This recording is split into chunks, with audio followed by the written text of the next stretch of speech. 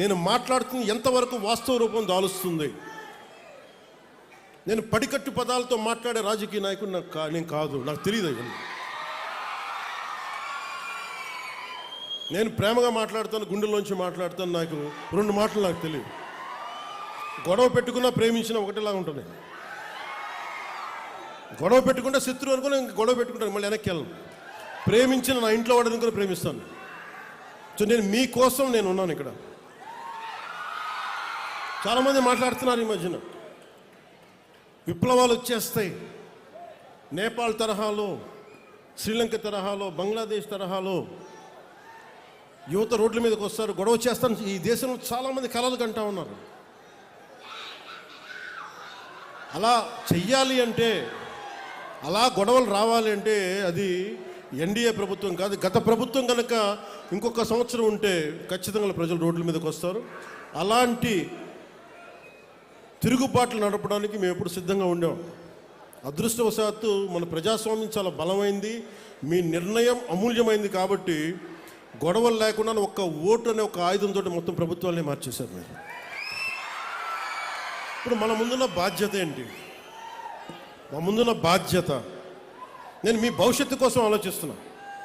మీకు ఎలాంటి ఉపాధి కావాలి, ఎలాంటి మీకు టాలెంట్ ఉంటే మీకు అద్భుతంగా ఉంటుంది. ఉదాహరణకి మన కోనసీమ వాతావరణం తీసుకుందాం. ఇక్కడ బ్యాక్ వాటర్స్ ఉన్నాయి. కేరళలో బ్యాక్ వాటర్ టూరిజం చాలా అద్భుతమైంది. ఎక్కడెక్కడో విదేశాల నుంచి ఆ పడవల్లో ఉండి అక్కడే వాళ్ళు వండుకొని వాళ్ళకి బోల్డంత డబ్బులు వస్తాయి అక్కడికి. దానివల్ల బోల్డంత ఉపాధి అవకాశాలు, బోల్డంత మనకి టూరిజం ఇన్కమ్. అలాగే తమిళనాడులో షూటింగ్లకి తమిళనాడుకి వెళ్తారు, వద్దు అవసరం లేదు. మన కోనసీమ వస్తే అసలు కొబ్బరి తోపులు చూస్తే ఎంత అద్భుతంగా ఉంటుంది ఇక్కడ. ఈ అందాన్ని ఎక్కడన్నా కొట్టగలవా? తిరిగి సృష్టించగలవా ఈ అందాన్ని? సో దీన్ని సినిమాల ద్వారా కానీ, అంటే ఎన్ని అవకాశాలు ఉన్నాయి అంటే మనం చేసుకోవడానికి కోనసీమకి అన్ని అవకాశాలు. అలాగే యువతగా పిచ్చి తెగింపు ఉంది మీ దగ్గర. ఏం తెగింపు ఉంది? మీరు పట్టుకున్న జెండా కర్రే అది ఒక తుపాకీలాగా అయిపోతుంది మీ చేతుల్లో. ఆ కనిపించే జెండా కర్ర ఒక బాణాకర్ర అయిపోద్ది. మీకు ఇవ్వగలిగేది ఏంటి ప్రభుత్వాలు?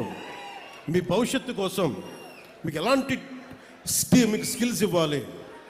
మిమ్మల్ని ఏ స్కిల్ మీకు ఇస్తే మీరు అద్భుతంగా తయారవుతారు.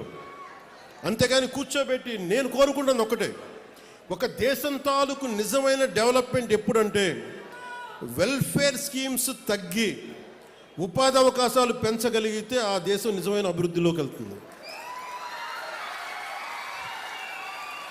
ప్రస్తుతానికి మనం ఇస్తున్న వెల్ఫేర్ స్కీమ్స్ అన్నీ ఉండాలి, కానీ నిజమైన అభివృద్ధి ఎట్లా అంటే వెల్ఫేర్ స్కీమ్ అవసరం లేని పరిస్థితిలో అత్యంత తక్కువ శాతం ప్రజలు ఉండాలి.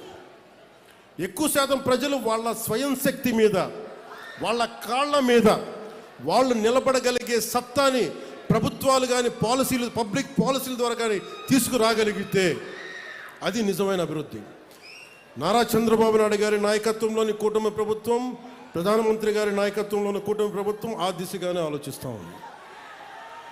వెల్ఫేర్ స్కీమ్స్ ఉంటాయి. వెల్ఫేర్ స్కీమ్స్తో పాటు అసలు వెల్ఫేర్ స్కీమ్ పరిస్థితుల్లో కంటే కూడా అభివృద్ధిని ఎలా చేయాలి, మనం ఏ రకంగా తీసుకెళ్ళాలి, ఏ రోడ్లు, నేను ఏ మూలకెళ్ళండి రోడ్డు మీదకి వచ్చినా, ఏ మూలకెళ్ళినాక నన్ను అడిగేది ఒకటే. మొన్న ఏదో ఏ ఊరు వెళ్ళాం, మొన్న ఏ ఊరు వెళ్ళాం, మన ఐఎస్ఐ జగన్నాథపురంలో పశ్చిమ మన ఏలూరు వెస్ట్ గోదావరి వెళ్తే ఒక ఆడపడుచు బిడ్డను తీసుకొని గొడవ పడతా నా దగ్గరకు వచ్చి, అసలు పోలీసుని అందరినీ నెట్టి నా దగ్గరకు వచ్చి అదేదో ఇస్తుంటే ఫైన్ నాకు ఇబ్బంది ఎలా ఉంటుందంటే, ఒకసారి నాకు బయట ఏం జరుగుతుందో అర్థం కాదు. బయటికి వద్దాం రోడ్లో నుంచి అంటే, బండిలో నుంచి అంటే, ఒకవైపు మీద పడే మన అభిమానం, ప్రేమ అభిమానం, నేను బయటికి రాలేదు. వీటి మధ్యలో చాలామంది పిటిషన్లు ఇస్తూ ఉంటారు. నేను తీసుకోలేక కాదు, నాకు అది పొగరు కూడా కాదు, నాకేం నిస్సహాయత. ఒకవేళ పాపం సెక్యూరిటీ వాళ్ళు కూడా అందరూ చూస్తూ ఉన్నారు, వాళ్ళు కూడా 100 మందిని తోయగలరు, 500 మంది వస్తే వాళ్ళు కూడా ఎక్కడ తోస్తారు. ప్రధానమంత్రి గారు ఎస్పీజీ చేతులు ఎత్తేస్తారు. ఒకసారి మీరు దయచేసి రావద్దని కోరుకుంటున్నాను. మీరు రాకపోతే మాకు చాలా సంతోషం. కానీ ప్రధానమంత్రి నన్ను కోరుకుంటారు రమ్మని చెప్పి అందులో తప్పదు. కానీ మొన్న ఐఎస్ జగన్నాథపురం వెళ్తే ఒక ఆడపడుచు కూర్చొని రోడ్డు అందరితో మనకి కొట్లాడి పోట్లాడి, నేను ఇంకా ఆవిడ పరిస్థితి చూసి ఆపాను. ఇవ్వండమ్మా అంటే ఆవిడొచ్చి ఒకటే అడిగింది, అన్న మాకు రోడ్డు లేదన్నా ఇక్కడ. ఒక ఆడపడుచు వచ్చి బిడ్డని సంకనెత్తుకొని అడుగుతుంది, రోడ్డు అడుగుతుంది, ఇన్ఫ్రాస్ట్రక్చర్ అడుగుతుంది అమ్మాయి. కనీసం రోడ్డు వేయండి మాకని. నాకు ఇచ్చి ఒక 2000 పెన్షన్ ఇమ్మని అడగట్లేదు ఆవిడ, నా బిడ్డకి ఉచిత చదువు ఇమ్మని అడగట్లే. కానీ ఏమడుగుతుందంటే ఒక రోడ్డు వేయండి అన్నాను. అంటే రోడ్డు అనేది ఎంత కీలకమైందంటే ఈ పల్లి పండుగ నేను అంత కమిటెడ్గా నేను చేస్తున్నాను. నిధులు లేకపోయినా, రకరకాల మనకి ఒత్తిళ్ళు ఉన్నా కానీ, పాపం ఎన్ని ఒత్తిళ్ళ మధ్య మన ముఖ్యమంత్రి గారు ఉన్నా నేను వెళ్ళి నాకు ఏం చేస్తారో తెలియదు, నాకు రోడ్లు వేయాలి, రోడ్ల మీదకి వెళ్ళలేకపోతున్నాం మేము. మన కమిట్మెంట్ ఇది. అంటే పాప ఆయన కింద పడి తర్జన భర్జనలు పడి పాపం ఈరోజు మనకి ఇన్ని కోట్లు ఇవ్వగలుగుతున్నాడు, అంటే కేంద్ర ప్రభుత్వం కానీ రాష్ట్ర ప్రభుత్వం కానీ. అంటే ఇవన్నీ ఎందుకు చెప్తున్నానంటే, మనము సగటు మనిషి కోరుకుంటుంది డెవలప్మెంట్ కోరుకుంటున్నాడు. నాకు నా సొంత కాళ్ళ మీద నిలబడగలిగే స్వశక్తిని నాకు ఇవ్వండి నాకు.